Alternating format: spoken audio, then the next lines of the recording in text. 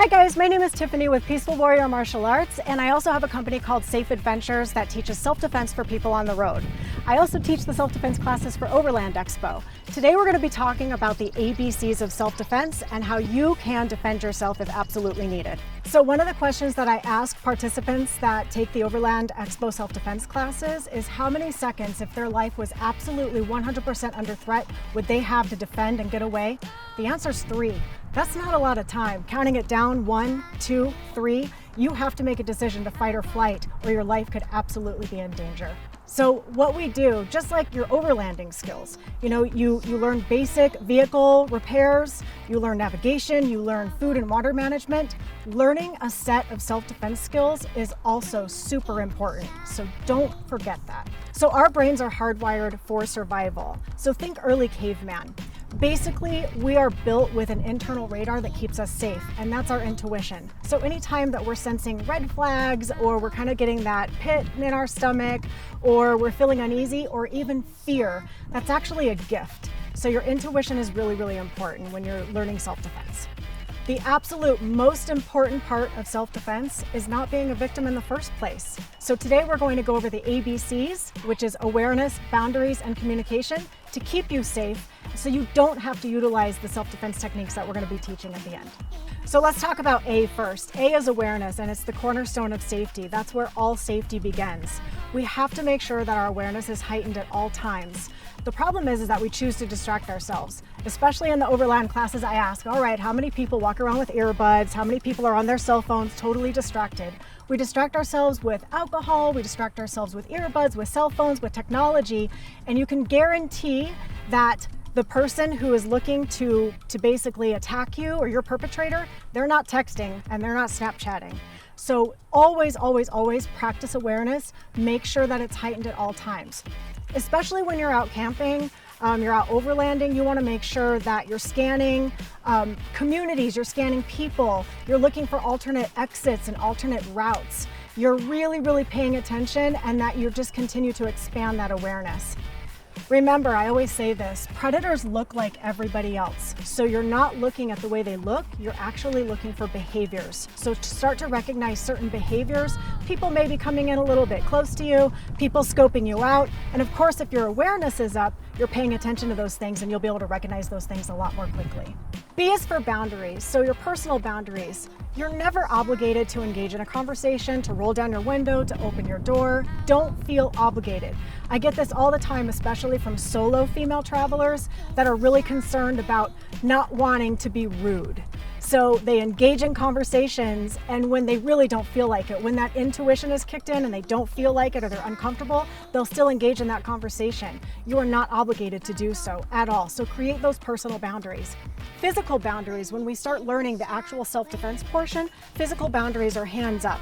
Once you put your hands up, you're in a defensive situation, you're in a defensive position, but the thing is that I'm also ready to attack if I have to and defend myself so I can get away. I'm creating personal space right here. C is for communication. No is a complete sentence. Don't ever let anybody talk you out of the word no. If you are communicating, and especially if you're trying to get somebody away from you or out of your space, make sure that you're communicating powerfully and firmly. So if you're practicing the ABCs of self-defense, awareness, boundaries, communication, 9 times out of 10, you're not going to have to do any of the things that we're getting ready to show you. However, just like insurance, it's really important to have this in your toolbox in case you need it. So we have a volunteer today. Come on out. The first thing is that for self-defense, we're not fighting toe-to-toe. This isn't a bar fight. We're not in here to see who wins. What this is to create a distraction and get away. So if we're going to do that, we need to make sure that we're striking vulnerable areas. We haven't even practiced this, but I could hit his arm all day long. That's probably, especially if he has an intent to hurt me, that's probably not going to keep him away. But imagine going into the eyes. So we're looking at striking eyes, ears, nose, throat, chin, solar plexus, groin, maybe even the IT band, thinking about feet, stomping on the feet if they grab you. So if we're thinking about those vulnerable areas that we're striking, we're going to be able to distract quickly and get away to safety. So if we're talking about striking vulnerable areas, like I said, it's just to distract and get away. So say that Brandon grabs me. If he grabs me, he's pulling me, trying to get me to go with him because he wants to control. I am coming in with that, and then my palm heel strike, which we're going to show you, comes to his nose. I could also be doing a knee strike to the groin, but I want to utilize the weapon that I have, which is my palm heel strike. I'm not going to try to wrench my wrist out of this. I'm going to come in and strike. So in our classes, when we teach at Overland Expo, we practice with pads. Of course, we don't want people striking and hurting each other, but we practice with pads. So he's going to hold the pad, and then curl your fingers up around this way. And I'm going to utilize that palm heel strike right here, as if it would be going to his nose, maybe his chin, a vulnerable area. Of course, we've already talked about boundaries, so hands are already up because we've created that space. I've already communicated with him, no, stay back. But he's decided that he's still going to come in, so I'm going to utilize my palm heel strike, just like what we were doing with the wrist grab. So the palm heel strike comes into the nose, and again on the pad, we're turning our whole body and really pushing that strike forward as if it were striking nose or chin. The next thing is, so this is what we call a long range weapon, which is the palm heel strike, but we also have other tools on our bodies. One is the elbow. So if his hands were down here and he were attacking me, but we were a little closer, I could throw this elbow straight to his chin. So we're gonna practice that as well. And again, with that hip turning, because we want to utilize our entire body weight, with that hip turning, going straight in, throwing that elbow, imagine that elbow going straight to the chin, or even solar plexus for someone who might be a little bit different in height. The other thing is that our knee strike, which is my favorite, it goes to the groin. So with our knee strikes, when we practice this, we grab onto the pad. Imagine this knee strike coming straight up here. I'm going to grab onto the pad, and I'm going to take my back leg, strike straight up.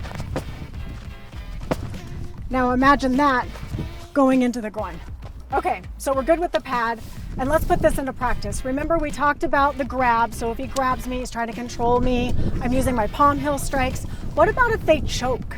So if he comes up to choke, our initial instinct is to grab because we want to get away from that pain. Choke me hard. Go ahead and choke. It took me just a few seconds. You okay?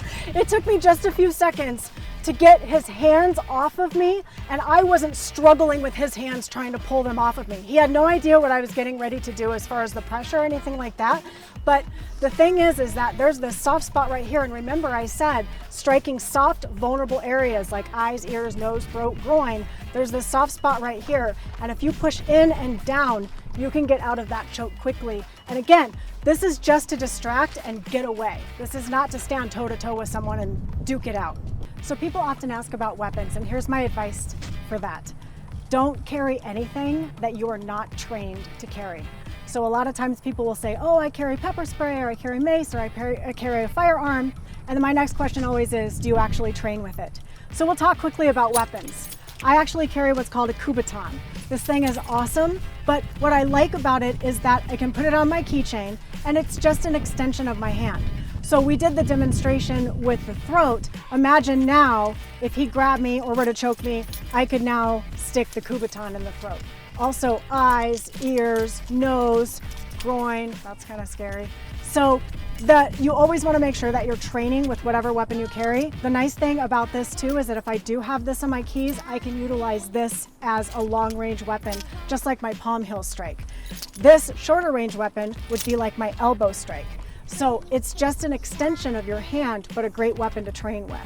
We utilize these a lot at Overland Expo when we do those classes. But let's talk quickly about the pepper spray, because like I said, and we've got some pepper spray over here. Can I have both of them? Thanks. So we'll talk quickly about the pepper spray, because like I said, don't carry a weapon that you're not comfortable with, that you haven't trained with. A lot of times people will get this pepper spray here, but then they actually sell a practice pepper spray as well. So sometimes they'll say, I'll have students that will say they don't know what the expiration date is, or they've sprayed it and it comes back on them. I actually had a woman that happened to, and so this practice pepper spray is fantastic. So when I talk about practicing, making sure that you are aware of the weapon that you're using and practicing with the weapon that you're using, especially if you're going to carry it, you have to think about the person might be able to take it away from you and use it against you. So always practice with whatever weapon it is that you're carrying. What I like to do is use a practice canister for pepper spray, and we utilize these in the classes as well. So I'm going to have Brandon step back, and we can see how difficult it is to actually deploy this pepper spray, especially when our adrenaline's going, we've got tunnel vision, things are crazy, we're trying to protect ourselves. A lot of times we don't actually end up hitting the mark. So we should be about 8 feet away. What is going to happen is I'm going to use my boundaries and my communication. He starts coming in, I'm saying no, back off. As he comes in, I deploy the pepper spray, I can practice, and I get him. Now he's just standing there. So if you can imagine somebody rushing at you or coming after you and you've got all these other things going on, you know, it's very, very difficult to say, oh, I carry pepper spray and so I'm totally fine, I can defend myself. Learn how to defend yourself and learn some of these techniques with your hands, not necessarily a weapon. The weapon is just the icing on top.